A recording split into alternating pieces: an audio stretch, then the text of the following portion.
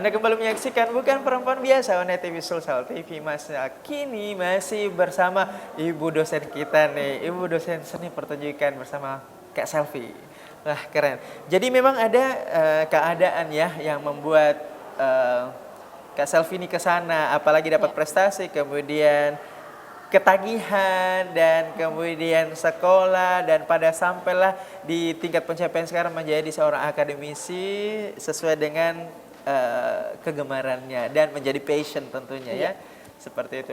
Nah, ketika kita berbicara mengenai sekarang yang udah terbentuk ya sebagai seorang pendidik seni, pernah ikut gak sih sanggar-sanggar atau komunitas serupa pada zaman sekolah atau ikut lomba-lomba ya seperti itu? Boleh dijelaskan ke pemirsa? Oke, kalau ikut di organisasi seperti sanggar, iya. Jadi waktu S1 itu juga saya ikut di salah satu sanggar yang ada di Kabupaten Goa.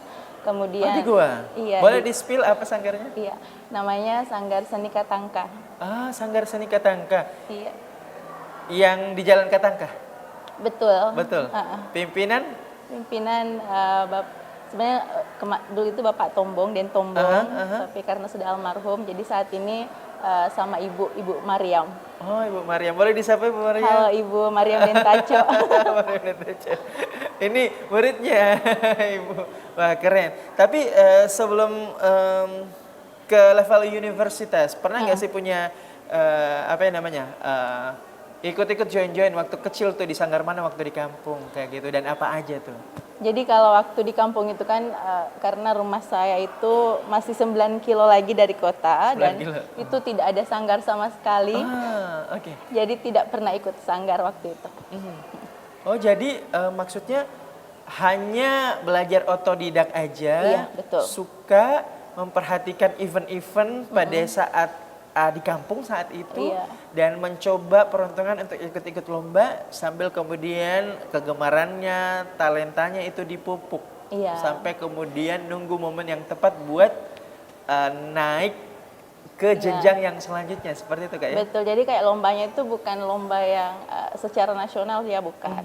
Jadi lombanya itu ya tergantung dari momen, misalnya hari pendidikan atau HUT kemerdekaan, seperti itu sih ya. Biasalah acara-acara di kampung itu seperti apa, jadi tidak pernah ikut sanggar sama sekali.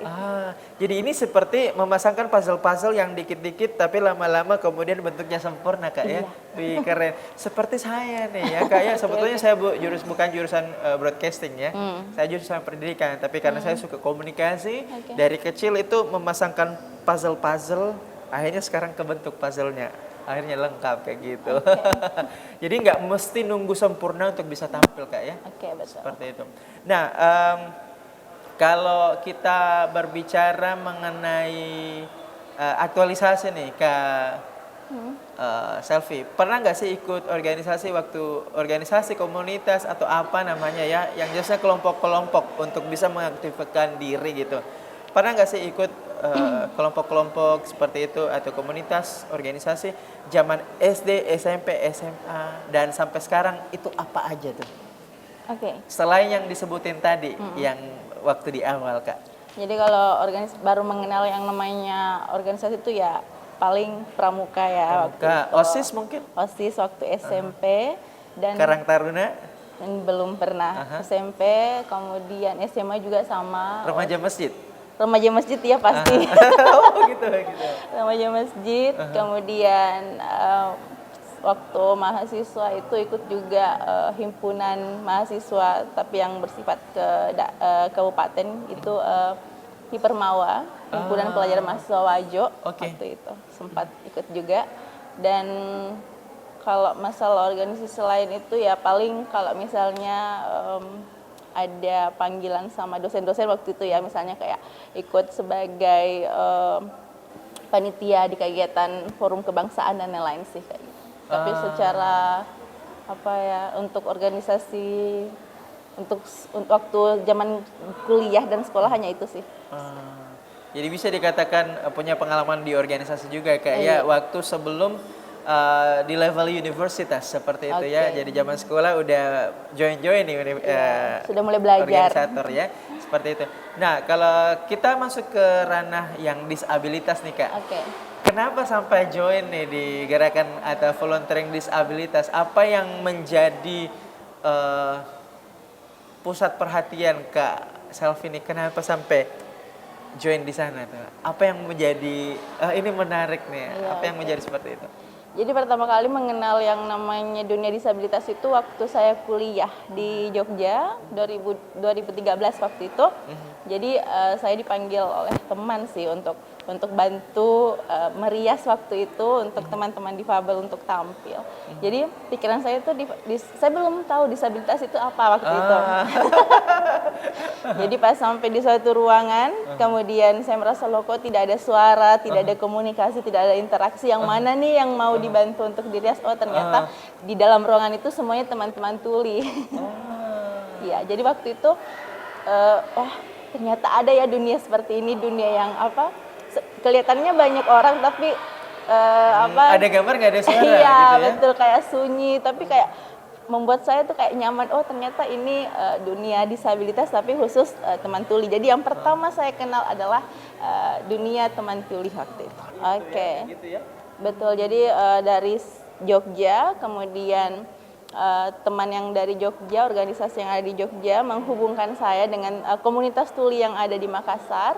Nah dari situlah saya terus berkenalan dengan yang lain. Jadi oh ternyata dunia disabilitas itu tidak hanya teman tuli, ada juga sahabat netra, ada juga misalnya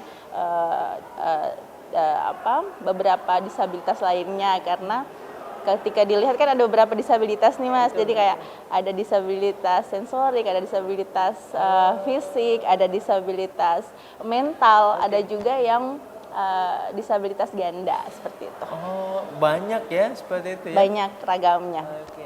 Nah, kalau di disabilitas ini program kerjanya apa aja sih sebetulnya? Selama Kak Selvi ini mengikuti itu ngapain aja tuh di situ tuh?